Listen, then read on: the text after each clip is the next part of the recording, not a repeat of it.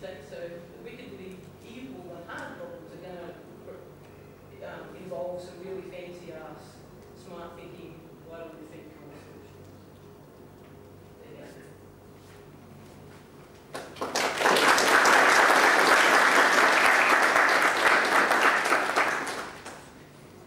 So there's going to be plenty of time for questions throughout the course of the week as more that gets detailed. But if anyone's got some initial questions now, feel free to fire away. Yep. I'm a little puzzled about the figure of fish and the fishery. So the fish means, the fish means fish biological diversity. Fishery means. So the fish, that fish one that went up, that's just the biomass, the stocks of fish. Yeah. So we can have more fish in Australia if we're sensible about the way that we deal with climate change. So this just doesn't mean mitigating it. It means that Australia's oceans are as much a desert as Australians' land masses. So ironically, by having climate change, there'll be parts of Australia that become, in the oceans, more productive because we don't have upwellings at the present moment. We're the only place in the world that doesn't have strong upwellings at the coast, so we will get them with climate change. So it's about sensibly using that new resource and adapting to having it available without getting rid of it. There's also lots of new species that are moving to Australia that are replacing some of the older species that are poor. Australia has a lot of invertebrates. We don't have a lot of fish, or as much fish as other nations.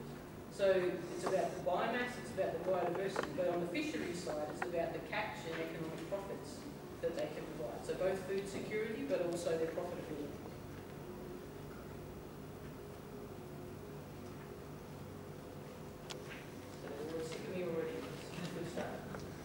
Yep. One thing that's interesting in your models, Beth, is how do you include competition between countries, between states, between communities? So I'm going to duck that question by saying I haven't done much at the global level yet. We're lucky in the sense that our continent is a single nation. So where we have done a little bit is I've played with what happens in different states within Australia respond in different ways.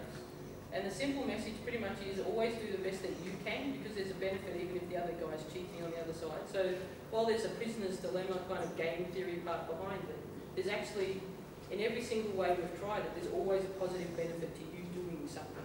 Even if it's just because you bring the aggregate up, so even if the other guy's stealing a bit, you're still not as bad as if you both cracked out the system.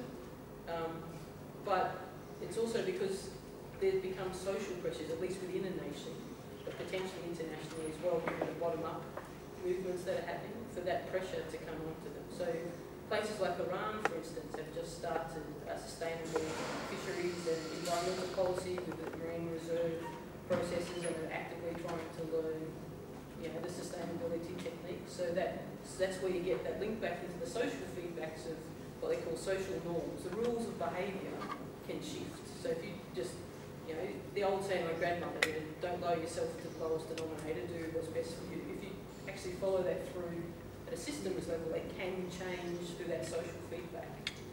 The standards that everybody moves to, and so it does change. And you can probably see that culturally if we think back a couple of generations to what my grandfather or great-grandfather wanted out of an ecosystem was very different to what we'd expect today. And it's because of that kind of social feedback.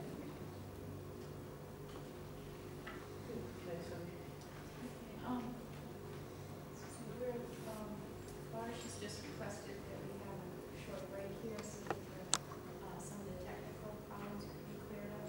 So I think we'll take a 5-minute break. Let's have a 5-minute break and I will check if